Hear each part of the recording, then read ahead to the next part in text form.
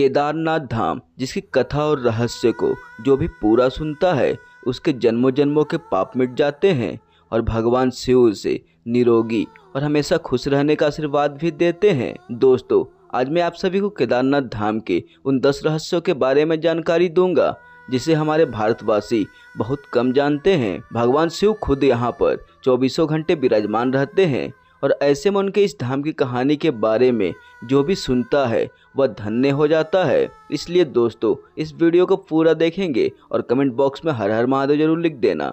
तो चलिए इस वीडियो को शुरू कर लेते हैं। पहला रहस्य, केदारनाथ धाम का रहस्यमय निर्माण। केदारनाथ मंदिर का निर्माण बड़ी बड़ी पत्थरों, चट्टानों और शिलाखंडों से किया गया है।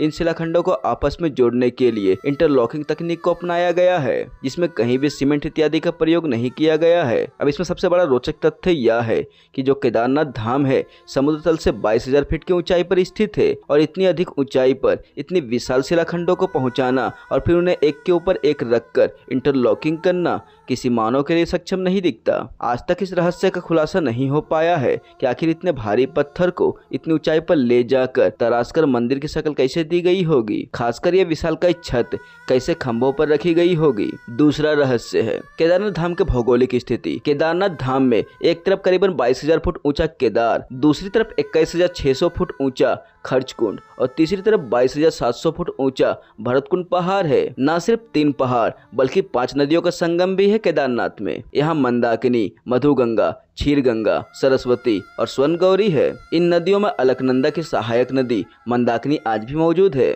इसी के किनारे है केदारनाथ धाम। यहाँ सर्दियों में भारी बर्फ और बारिश में जबरदस्त पानी पड़ता है। केदार घाटी में दोनों तरफ है नर और नारायण पर्वत। विष्णु की 24 अवतारों में नर और नारायण ऋषि की यहाँ तपोभूमि भी है। दूसरी ओर है बद्रीनाथ धाम, जहाँ भगवान विष्णु विश्राम करते हैं। तीसरा, केदारनाथ में शिवलिंग की स्थापना कैसे और क्यों हुई। जब महाभारत युद्ध के बाद पांडवों पर अपने भाइयों और सगे संबंधियों की हत्या का दोष लगा था, तब भगवान श्री कृष्ण ने उन्हें भगवान शिव से क्षमा मांगने का सुझाव दिया था। लेकिन शिव जी पांडवों को क्षमा नहीं करना चाहते थे, इसलिए वो पांडवों के सामने न आने के लिए बैल यानी एक नंदी का रूप धारण कर लिया और पहाड़ों में मौजूद मवेशियों में छिप गए थे। लेकिन गदाधारी भीम ने उन्हें देखते ही पहचान लिया। तब भगवान शिव का दर्शन पाने के लिए पांडवों ने एक योजना बनाई और भीम ने एक विशाल रूप धारण करके अपने दोनों पैर केदार पर्वत के दोनों ओर फैला दिए। सभी पशु भीम के पैर के नीचे से गुजर गए, लेकिन बैल रूपी भगवान शिव भीम के पैर के नीचे से नहीं निकले। तब भीम ने भगवान शिव को पहचान कर उस बैल को पकड़ना चाहा, तो वह बैल धरती में समाने लगा।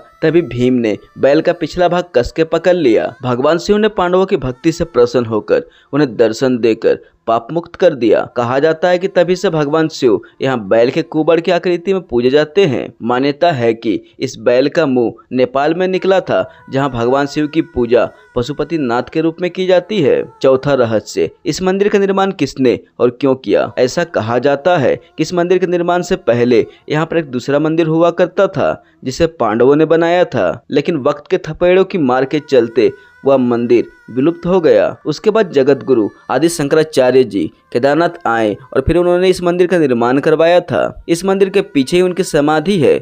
इसका गर्भगृह अपेक्षाकृत प्राचीन है, जिसे 8वीं शताब्दी के लगभग का माना जाता है। पहली शताब्दी में मालवा का राजा भोज द्वारा और तीसरी शताब्दी में मंदिर का जीर्णोद्धार करवाया गया था। पांचवा, केदारनाथ धाम और रामेश्वरम धाम का एक सिद्ध में होना। दोस्तों, आपको जानकर आश्चर्य होगा कि एक रेखा पर बने हैं केदारनाथ और रामेश्वरम मंदिर। केदारनाथ मंदिर को रामेश्वरम मंदिर के सिद्ध में बना हुआ माना जाता है। उपरोक्त दोनों मंदिरों के बीच में कालेश्वर, श्री कलाहस्ती मंदिर, अमरेश्वर मंदिर, कांचीपुरम मंदिर और नटराज मंदिर आता है। यह शिवलिंग पंचभूतों की प्रतिनिधित्व करती है, लेकिन आज तक इसका खुलासा नहीं हो पाया है कि आखिर ये सभी मंदिर एक ही सिद्ध में क्यों और कैसे बनाए गए थे। छठा रहस्य, आखिर केदारनाथ धाम 400 वर्षों तक क्यों और कैसे गायब हो गया। देहरादून के वाडिया इंस्टीट्यूट की हिमालयन जियोलॉजिकल वैज्ञानिक विजय जोशी के अनुसार 3री से 7वीं शताब्दी तक यानी कि 400 सालों तक एक छोटा हिमयुग आया था, जिससे हिमालय का एक बड़ा क्षेत्र बर्फ केंद्र में दब गया था। उसमें यह मंदिर भी था। वैज्ञानिकों के अनुसार मंदिर की दीवार और पत्थरों पर आज भी इसके निशान देखे जा सकते हैं। दरअसल केदारनाथ धाम का यह इलाका चोराबारी ग्लेशियर का एक हिस्सा है। वैज्ञानिकों का मानना है कि ग्लेशियरों के लगातार पिघलते रहने व चट्टानों को खिसकते रहने से आगे भी इस तरह का जल प्रलय आएगा, प्राकृतिक आपदाएं जारी रहेगी। सातवां, केदारनाथ धाम का रहस्यमय दीपक। दोस्तों, केदारनाथ धाम के साथ साथ यहाँ मौजूद दीपक बहुत रहस्यमय है। आपको जानकर आश्चर्य होगा कि यह दीपक 6 महीने तक भी नहीं बुझता। दीपावली महापर्व के दूसरे दिन शीत ऋतु में मंदिर के द्वार बंद कर दिए जाते हैं, लेकिन 6 महीने तक मंदिर के अंदर दीपक जलता रहता है। पुरोहित सम्मान के साथ मंदिर के पट बंद करके भगवान के विग्रह एवं डंडे को 6 महीने तक पहाड़ के नीचे उखी मठ में ले जाते हैं। 6 माह बाद जब मंदिर के कपाट खोले जाते हैं तब उत्तराखंड की यात्रा प्रारंभ होती है। 6 माह तक मंदिर और आसपास कोई नहीं रहता, लेकिन आश्चर्य की बात यह है कि 6 माह तक भी दीपक जलता रहता है और निरंतर पूजा भी होती रहती है। कपाट खुलने के बाद भी यह आश्चर्य का विषय है कि यहाँ वैसी की वैसी सफाई मिलती है जैसा कि मंदिर को बंद करते वक्त छोड़ा गया था। 8वां रहस्य, आखिर क्यों और कैसे लुप्त हो जाएगा केदारनाथ धाम। पुराणों के भविष्यवाणी के अनुसार इस समूचे क्षेत्र के तीर्थ विलुप्त हो जाएंगे। माना जाता है कि जिस दिन नर और नारायण पर्वत आपस में मिल जाएंगे, बद्रीनाथ और केदारनाथ का मार्ग पूरी तरह से बंद हो जाएगा। तब भक्त बद्रीनाथ और केदारनाथ के दर्शन नहीं कर पाएंगे। पुराणों के अनुसार वर्तमान बद्रीनाथ धाम और केदारेश्वर धाम लुप्त हो जाएंगे तथा वर्षों बाद भविष्य बद्री और भविष्य केदार नाम के नए तीर्थ का उद्गम होगा। 9वां रहस्य, केदारनाथ धाम में मौजूद भीमशिला का रहस्य।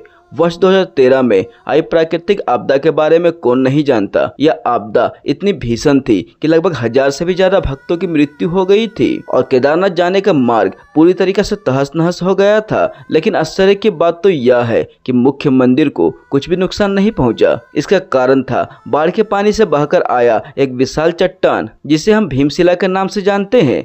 2013 में जब बाढ़ का पानी तीव्र गति के साथ केदारनाथ मंदिर की तरफ बढ़ रहा था, उस पानी के साथ साथ एक विशाल चट्टान भी मंदिर की तरफ बहती हुई आई और ठीक मंदिर के पीछे आकर रुक गया। बाढ़ का पानी उस चट्टान से टकराकर 2 भागों में बट गया और मंदिर के दोनों ओर से निकल गया। इस कारण मंदिर को कुछ भी नुकसान नहीं हुआ। यह एक चमत्कार था जिसे संपूर्ण विश्व ने देखा था। 10वां रहस्य, केदारनाथ धाम का रहस्यमय साधु और भक्त की सच्ची घटना। दोस्तों, आज से कई सालों पहले एक आदमी केदारनाथ धाम में भगवान शिव के दर्शन करने आया। वह जिस वक्त आया उस वक्त केदारनाथ धाम के कपाट बंद होने वाले थे। उसने पुजारी से भोलेनाथ के दर्शन करने की इच्छा जाहिर की, लेकिन पंडितों ने उसे यह बोलकर मना कर दिया, केदारनाथ धाम अब 6 महीने के लिए बंद कर दिया गया है। यह सुनते ही वह भक्त बहुत दुखी हो गया, परंतु उसने अपने मन में यह संकल्प लिया कि जब तक केदारनाथ धाम का दर्शन नहीं करेगा वह यहाँ से नहीं जाएगा। वो भूखे प्यासे बर्फ के ऊपर बैठा रहा।